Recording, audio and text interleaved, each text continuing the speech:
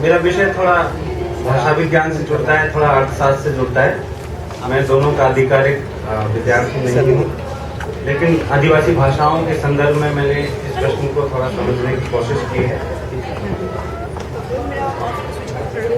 साथियों, जब भूमंडलीकरण और भाषा के सवाल की बात होती है तो हिंदी एकेडमिया इस सवाल को थोड़ा अलग ढंग से देखता है। आप हिंदी की पत्रिकाएं पलटिए, हिंदी की आलोचनात्मक पुस्तकें पढ़िए, भूमंडलीकरण और भाषा का सवाल आते ही वो हिंदी के ऊपर बहुत बड़ा खतरा दिखाते हुए और हिंदी के परिप्रेक्ष्य में ही सिर्फ बातें वहां पर हिंदी एकेडमिया में होती है। और ये सवाल हिंदी वालों के लिए हिंदी एकेडमिया का में इस तरह से ये सवाल को उठाया जाता है, भूमंडलीकरण और भाषा के सवाल को उसमें हिंदी को इस ढंग से पेश किया जाता है। जिस तरह से आप देखेंगे कि कुछ लोगों के लिए राष्ट्रवाद का मतलब सिर्फ भारत पाकिस्तान का मैच है, या इससे भी ज्यादा वो आगे जाएंगे तो पाकिस्तान बॉर्डर पे क्या कुछ चल रहा है वही राष्ट्रवाद है, उसके अलावा और कोई राष्ट्रवाद नहीं है। जब भाषाओं पे खतरे की बात हो, भूमंडलीकरण के संदर्भ में खास तौर पर, तो हिंदी एकेडमिया इस सवाल को मोटे तौर पे उसी तरह से बहुत संकीर्ण दायरे में देखता है। जबकि आंकड़े इस बात के गवाह है कि पिछले 50 सालों में हिंदी को बोलने वालों की संख्या बढ़ी है, हिंदी का दायरा विस्तृत हुआ है और जिस तरह का खतरा दिखाया जाता है अन्य भारतीय भाषाओं की तुलना में हिंदी के सामने उतना बड़ा खतरा नहीं है। इस सवाल के साथ में एक चीज और जोड़ना चाहूंगा, हिंदी एकेडमिया की एक दूसरी बड़ी गड़बड़ी कि एक तरफ बोलियों की बात करते हैं, बोली और भाषा में बहुत अवैज्ञानिक ढंग से अंतर करते हैं, और जिनको वो हिंदी की बोलियां या जनपदीय भाषाएं मात्र कह करके कहते हैं भाई ब्रज में भी लिखा जाना चाहिए, ब्रज को भी सामने आना चाहिए, भोजपुरी को आना चाहिए, मैथिली को आना चाहिए, या तमाम जो हिंदी की जनपदीय भाषाएं कह करके या अलग अलग नाम दे करके हिंदी के अंतर्गत जिनको शामिल कर लिया जाता है, वो इस बात पर कभी सवाल नहीं उठाते कि हिंदी साहित्य के इतिहास की एक इतनी बड़ी गड़बड़ी है कि आधुनिक काल शुरू होते ही सिर्फ खड़ी बोली के साहित्य को ही आप हिंदी साहित्य में शामिल मानते हैं। आधुनिक काल से पहले आप अपनी सुविधा के लिए जब उर्दू के बरक्स आपको हिंदी को खड़ा करना था तो आप उसमें ब्रज भी शामिल मानते हैं, अवधी भी शामिल मानते हैं, आप मैथिली भी मानते हैं, राजस्थानी भी मानते हैं, तमाम परंपराओं को आप शामिल मानते हैं। लेकिन जैसे आधुनिक काल आता है, उर्दू से आपकी लड़ाई खत्म हो जाती है, आप जीत लेते हैं वो लड़ाई, उसके बाद ये तथाकथित बोलियां आपके काम की नहीं रहती, जबकि इनमें अब भी साहित्य लिखा जा रहा है। हिंदी के आलोचक मुझे तो नहीं दिखाई पड़ते जो इन भाषाओं के साहित्य को हिंदी साहित्य में पढ़ाने की वकालत करते हैं, उसको पाठ्यक्रमों में आधुनिक काल आने के बाद शामिल करते हैं। तो मुझे लगता है इन दो अंतर विरोधों पर हिंदी एकेडमिया को सोचना चाहिए। खतरे वाली स्थिति वाली भाषाओं को लेकर के पिछले दिनों में 2 अध्ययन सामने आए हैं, बात हो चुकी है फिर भी दोहरा रहा हूं। एक यूनेस्को का इंटरैक्टिव एटलस है जो कहता है कि भारत की लगभग 197 भाषाएं गंभीर खतरे में हैं। खतरे वाली स्थिति भाषाओं को भी वो 5 भागों में बांटता है। दूसरा अध्ययन आता है जो बड़ौदा का भाषा रिसर्च इंस्टीट्यूट है, उसका अध्ययन है, जिसका कहना है कि पिछले 50 सालों में लगभग 220 भाषाएं खत्म हो चुकी है। 1961 में लगभग 1100 भाषाएं थी हिंदुस्तान में, और इस वक्त हिंदुस्तान में 880 भाषाएं हैं। ऐसा बड़ोदरा के जो रिसर्च इंस्टीट्यूट है, जीएन देवी जिसके प्रमुख हैं, उसका ये अध्ययन सामने आता है। अखबारों में खबर जरूर इस बारे में आई थी, विस्तृत अध्ययन नहीं आए। दोनों के निष्कर्ष को देख करके लगता है कि यूनेस्को का अध्ययन और भाषा संस्थान का अध्ययन, जैसे भाषा संस्थान का अध्ययन पिछले 50 साल की कहानी कहता है और यूनेस्को का अध्ययन आने वाले 50 सालों की कहानी कह रहा है कि आने वाले 50 सालों में कम से कम 197 भाषाएं भारत की खत्म हो जाएंगी। जो भाषाएं खत्म होने की स्थिति में है उसको यूनेस्को का interactive Atlas, professor Uday Narayan ji बैठे हैं, वो ज्यादा बेहतर जानते हैं, लेकिन फिर भी मैं दोहरा रहा हूं, उनको 5 भागों में बांटता है। पहला, जिन पर लोप होने का खतरा है, दूसरा जो लोप होने का गंभीर खतरा है, तीसरा जो लोप होने का बहुत गंभीर खतरा है, हालांकि उनकी शब्दावली अंग्रेजी में है, मैं उसका हिंदी तर्जुमा करके बता रहा हूं, चौथा जो लुप्त होने वाली है, और पांचवा जो हाल ही में लुप्त हो चुकी है। इनमें से 81 ऐसी भाषाएं हैं जिनके ऊपर लुप्त होने का खतरा है, 63 ऐसी भाषाएं जो लुप्त होने का गंभीर खतरा जिनके ऊपर है, 6 ऐसी भाषाएं जिन पर बहुत गंभीर खतरा है वो, और 42 ऐसी भाषाएं हैं जो लुप्त प्राय हैं, और 5 भाषाएं हाल ही में लुप्त हो चुकी हैं। इन आंकड़ों में थोड़ा बहुत आप कह सकते हैं कि फला के अनुसार इससे कम भाषाएं हैं या इससे अधिक भाषाएं हैं, लेकिन जो चीज कॉमन है इन आंकड़ों में वो है कि ये अधिकांश भाषाएं जिन पर लुप्त होने का खतरा है या जो गंभीर खतरे में है, उनमें से अधिकांश भाषाओं का संबंध आदिवासी समुदायों से है, आदिवासियों की भाषाओं से है। और पिछले 20-25 साल में ये प्रक्रिया ज्यादा तेजी से चली है। तो भाषा विज्ञानियों ने जिन आधारों पर यह अध्ययन किए, उन आधारों को सामने रखकर मैं ये देखने की कोशिश करूंगा अपनी संक्षिप्त बातचीत में कि उनका संबंध भूमंडलीकरण से कितना जुड़ता है या नहीं जुड़ता है।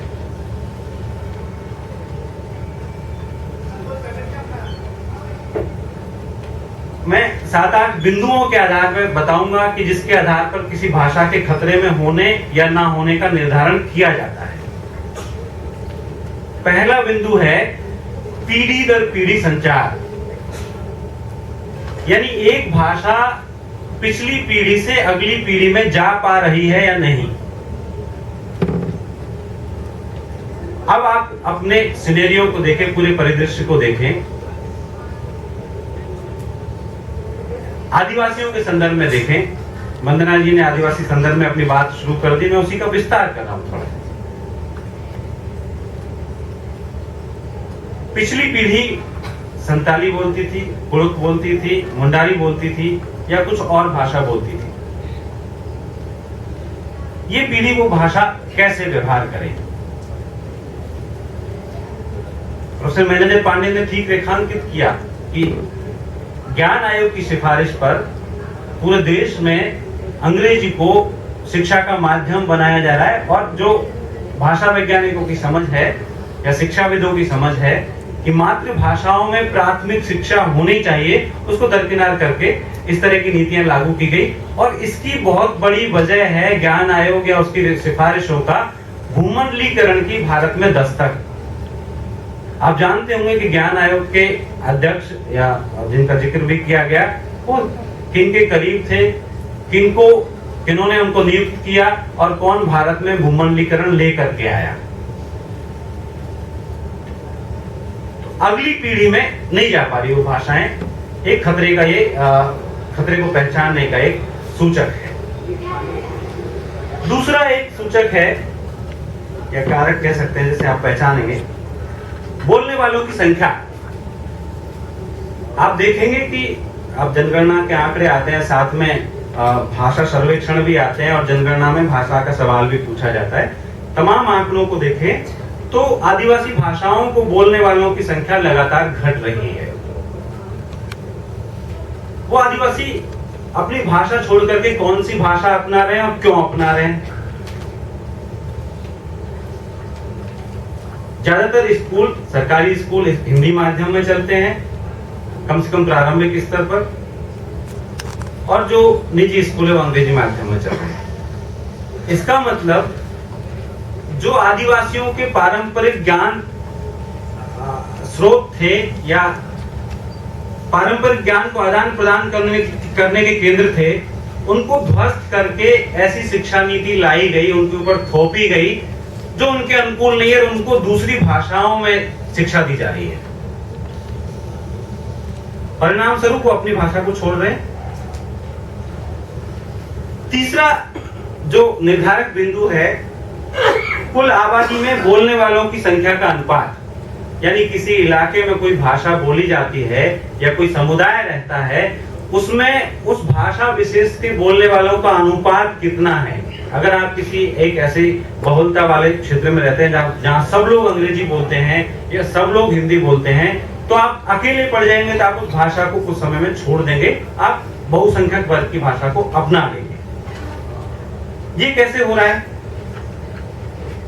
अब सारी नीतियां भूमंडलीकरण के बाद से बाजार तय करता है, अमेरिका तय करता है कि किस दिशा में समाज को जाना है।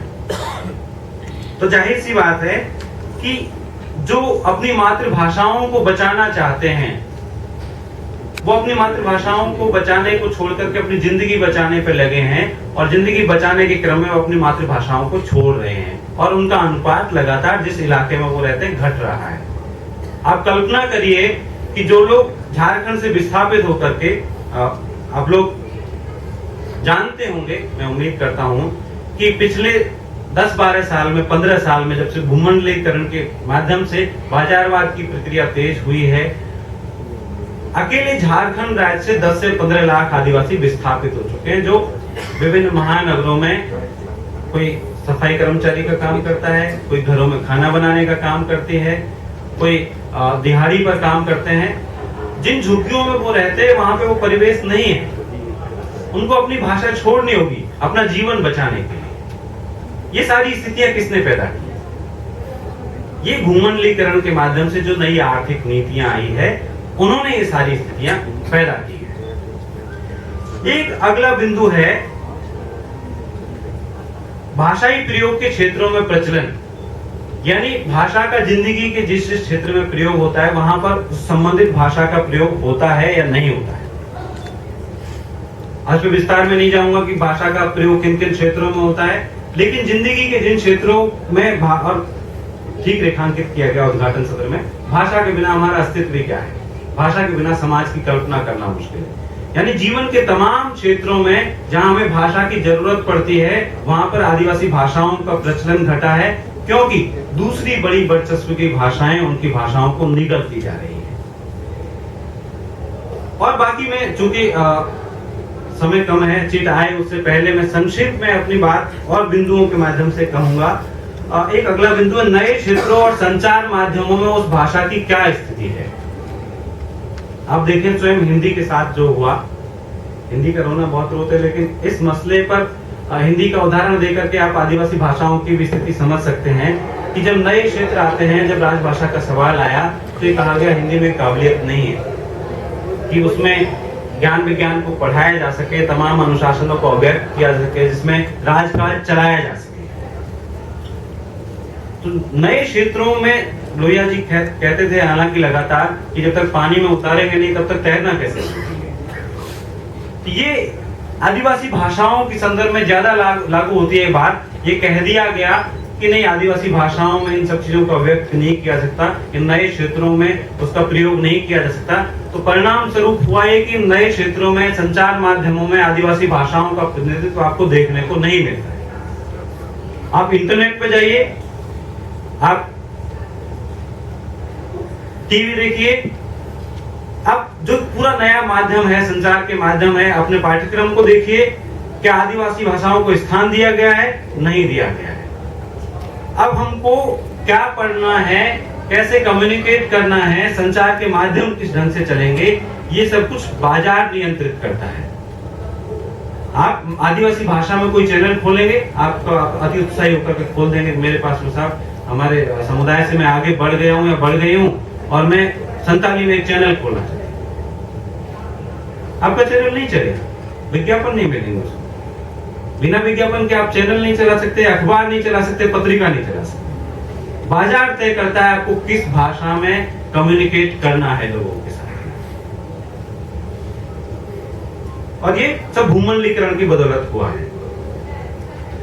एक अन्य बिंदु है भाषाई शिक्षा और साक्षरता के लिए उपलब्ध सामग्री और उसकी उपलब्धता।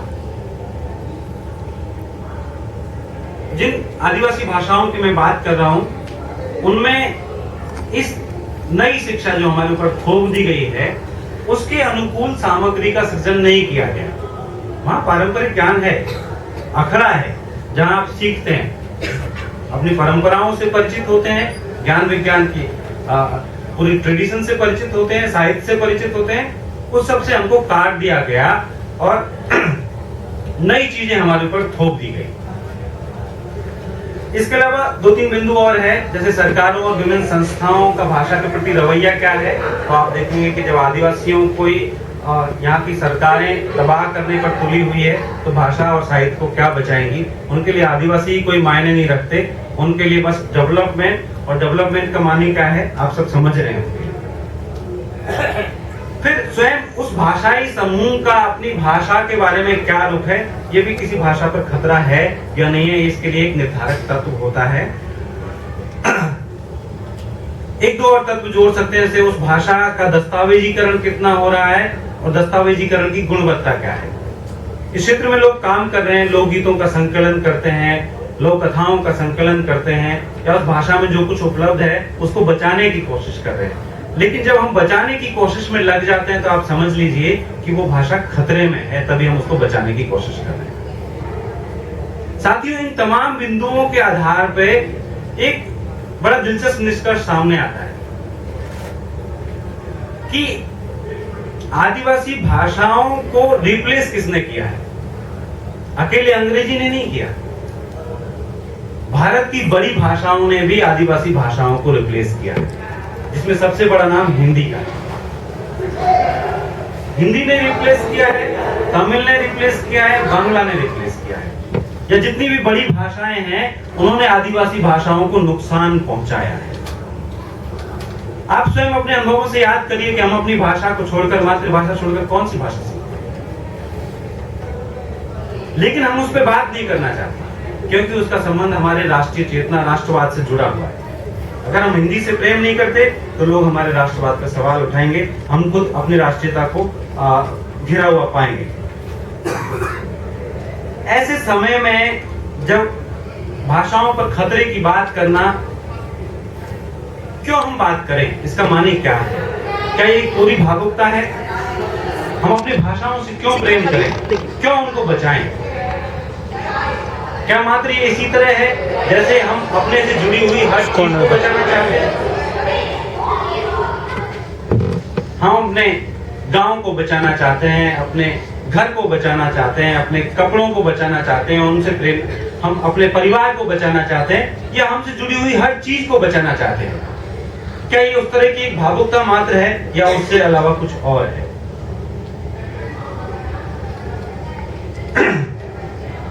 मैं समझता हूं कि आदिवासी भाषाओं का सवाल, इससे उसको उनको बचाने का सवाल एक पूरी भावुकता मात्र नहीं है, उससे बड़ा सवाल है। साथियों, भूमंडलीकरण की प्रक्रिया 2 स्तरों पर चल रही है, एक आर्थिक स्तर पर, एक सांस्कृतिक स्तर पर। आप जानते हैं कि आर्थिक स्तर पर जो भूमंडलीकरण चल रहा है, और दोनों एक दूसरे से बहुत भिन्न नहीं है, बहुत दूर नहीं है।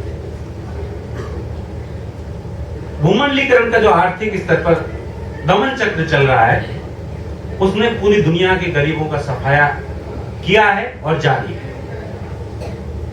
वहीं सांस्कृतिक स्तर पर जो भूमंडलीकरण चल रहा है, उसने दुनिया की तमाम कमजोर, या कमजोर कहें या कहें उसको कमजोर कहना उनको थोड़ा कम करके आंकना है, जो भी ऐसी सभ्यताएं हैं जो दूसरे पर कब्जा या वर्चस्व नहीं चाहती, ऐसी तमाम सभ्यताओं को, संस्कृतियों को, भाषा को और साहित्य को नुकसान पहुंचाया।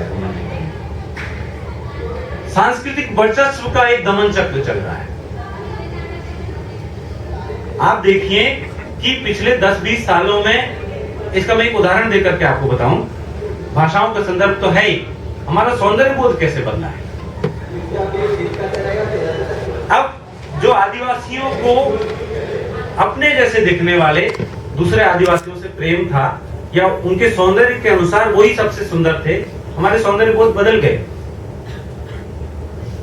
अब हमको ऐश्वर्या राय, कैटरीना कैफ, वो हमारे सौंदर्य बोध के मानक बन गए, और वैसा दिखने के लिए, वैसा बनने के लिए जो क्रीम और तमाम चीजें बाजार में उपलब्ध है, वो हमारे फहरिस्त में जुड़ गए हैं।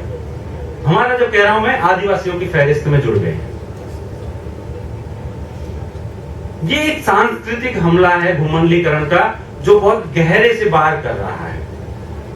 इसी का एक अंश है कि जो भूमंडलीकरण का दमन चक्र आर्थिक और सांस्कृतिक स्तर पर चल रहा है, तो उसका प्रतिरोध भी हो रहा है, और प्रतिरोध अपनी भाषाओं के माध्यम से हो रहा है।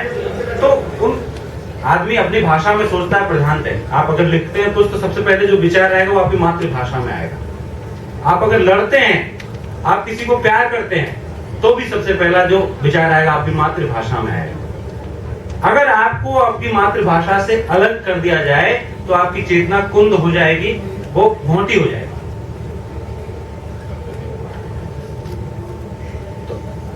ग्लोबलाइजेशन या भूमंडलीकरण आदिवासियों को उनकी भाषा से दूर कर, उनकी चेतना को कुंद कर, उनको गुलाम बनाने की एक साजिश भी बराबर चला रहा है,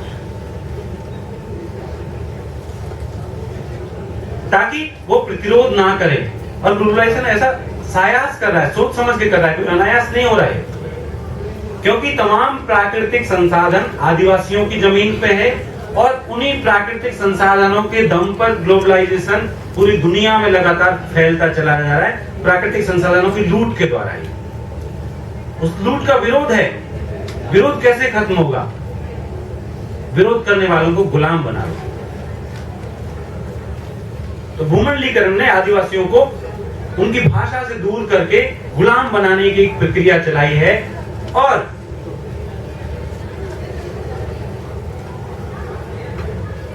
इस पूरी प्रक्रिया में भूमंडलीकरण के साथ बाहरी समाज भी है।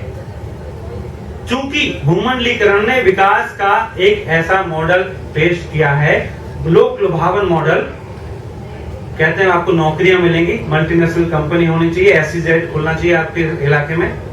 एसईजेड खुलेगा तो आपके आपके इलाके के लोगों को नौकरी मिलेगी।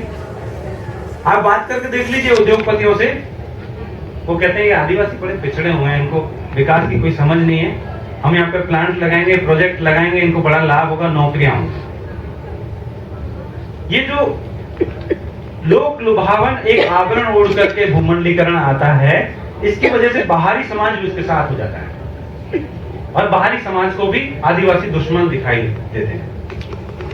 वो उनको तहस नहस करके, उनको बर्बाद करके भी उस विकास को लाना चाहते हैं, जबरन लाना चाहते हैं।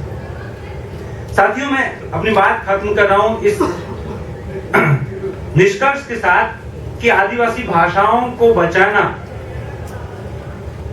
कोई भावुकता का प्रश्न नहीं है, ये पूरी सृष्टि को बचाने का प्रश्न, एक प्रयत्न है, एक उस दिशा में एक कदम है।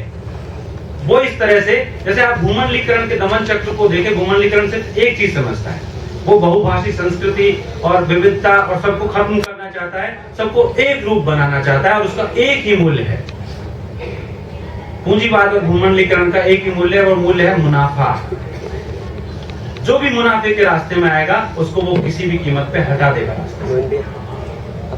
आदिवासी संस्कृति इससे एकदम भिन्न संस्कृति है। आदिवासी संस्कृति रचाव और बचाव की संस्कृति है, सृजन की संस्कृति है, बराबरी की संस्कृति है, समाज धर्मिता की संस्कृति है। अगर आपको सृष्टि को बचाना है, आपको उस मुनाफे के जो भयानक तांडव मचा हुआ है उससे पूरी दुनिया को बचाना है, सिर्फ आदिवासियों को नहीं, पूरी दुनिया को बचाना है, तो आपको आदिवासी दर्शन बचा सकता है, आदिवासी विश्व दृष्टि बचा सकती है, और आदिवासी दर्शन, विश्व दृष्टि या साहित्य आदिवासी भाषाओं में है, इसलिए उन भाषाओं को बचाना बहुत जरूरी है। बहुत धन्यवाद। Thank you, Dr. Meena. But our time is very short, and we have to give time space for the next session. আমি সবাইকে ধন্যবাদ জানাচ্ছি, এবং তার সঙ্গে সঙ্গে আরেকবার আমাদের সেই মনীষীকে স্মরণ করতে চাইছি, যিনি মতিলাল শীলের ফ্রি স্কুলে পড়তেন, আর ক্লাস 7-8 একটি ছাত্র বাড়িতে ফিরে এসে বিকেলবেলায় কেরোসিন তেল বিক্রি করতেন দৈনন্দিন আহারের সংস্থানের জন্য, এবং পরবর্তীকালে তিনি আমাদের সেই বিশ্ববিখ্যাত মনীষী সুনীতি কুমার চট্টোপাধ্যায় রূপে আমাদের কাছে বিশাল হিমালয় স্পর্শী প্রতিভার গগন বিশ্ব উন্মোচিত করে দিয়েছিলেন। আমরা আরেকবার তাকে শ্রদ্ধা জানিয়ে এই পর্ব সমাপ্ত ঘোষণা করছি। Thank you everybody.